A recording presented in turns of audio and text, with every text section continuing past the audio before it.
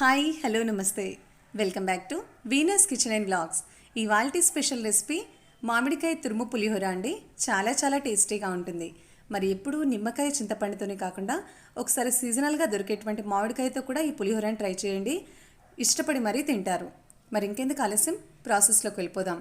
ముందుగా 3 టేబుల్ స్పూన్ల ఆయిల్ని హీట్ చేసుకొని, ఆయిల్ హీట్ అయిన తర్వాత 1 స్పూన్ ఆవాలు, 1 స్పూన్ జీలకర్ర, 1 స్పూన్ శనగపప్పు, 1 స్పూన్ మినపప్పు, అదేవిధంగా 2 గుప్పెళ్ల వరకు వేరుశనగ గుళ్ళను కూడా యాడ్ చేసుకోండి.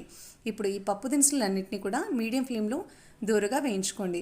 మనం పులిహోరలో ఎప్పుడు కూడా పల్లీని బాగా వేయిస్తేనే పులిహోరకి మంచి ఫ్లేవర్ వస్తుంది. ఇప్పుడు ఇంకాస్త మంచి ఫ్లేవర్ ఇవ్వడానికి ఎండుమిరపకాయని ఈ విధంగా తుంచుకొని యాడ్ చేసుకోండి. నేను ఇక్కడ 3 ఎండుమిరపకాయలని యూజ్ చేశాను. అదేవిధంగా 4-5 పచ్చిమిరపకాయలని ఈ విధంగా నిలువుగా చీల్చుకొని యాడ్ చేసుకోండి. దాంట్లోనే 1 స్పూన్ అల్లం తరుగును, కరివేపాకుల్ని, అదేవిధంగా పులిహోరకి మంచి ఫ్లేవర్ ఇచ్చేటువంటి ఇంగువను యాడ్ చేసుకోండి. ఇక్కడ నేను 1/2 టీ స్పూన్ ఇంగువను కూడా యాడ్ చేసుకుంటున్నాను. ఇప్పుడు వీటన్నిటిని బాగా మిక్స్ చేసుకొని పుల్లగా ఉండేటువంటి మామిడికాయని నీట్గా వాష్ చేసుకుని పీల్ ఆఫ్ చేసి ఈ విధంగా తురుముకొని యాడ్ చేసుకోండి. నేను ఇక్కడ ఒక చిన్న గిన్నెడు మామిడి తురుముని యూజ్ చేస్తున్నాను. దాంట్లోనే కాస్త పసుపును కూడా యాడ్ చేసుకొని వీటన్నిటిని కూడా మామిడి తురుములో కలిసే విధంగా ఒకసారి బాగా మిక్స్ చేసుకోండి.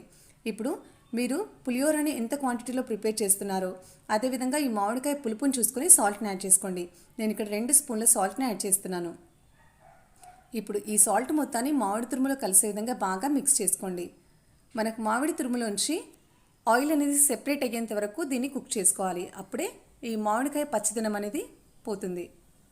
చూడండి, ఇప్పుడు ఈ స్టేజ్లో మనం రైస్ని యాడ్ చేసుకోవాలి. అయితే ఎప్పుడు కూడా మనం పులిహోరకి రైస్ని ప్రిపేర్ చేస్తే కాస్త ఆయిల్ని యాడ్ చేసుకుని రైస్ని కుక్ చేసుకోండి. అప్పుడే రైస్ అనేది పొడిలాడుతూ వస్తుంది. ఇప్పుడు ఈ మామిడి తురుము మొత్తాన్ని రైస్లో కలుపుకొని ఫైనల్గా కాస్త కొత్తిమీరతో గార్నిషింగ్ చేసుకున్నట్లయితే టేస్టీ మామిడి తురుము పులిహోర ప్రిపేర్ అయిపోతుందండి. మరి ఇంకెందుకు ఆలస్యం, తప్పకుండా మీరు ప్రిపేర్ చేసుకోండి అండ్ మీ కామెంట్స్ని నాకు తెలియజేయండి. మరి నా రెసిపీస్ కనుక మీకు నచ్చుతున్నట్లయితే నా ఛానల్ని తప్పకుండా లైక్ చేయండి, షేర్ చేయండి అండ్ నా ఛానల్ని తప్పకుండా సబ్స్క్రైబ్ చేసుకోండి.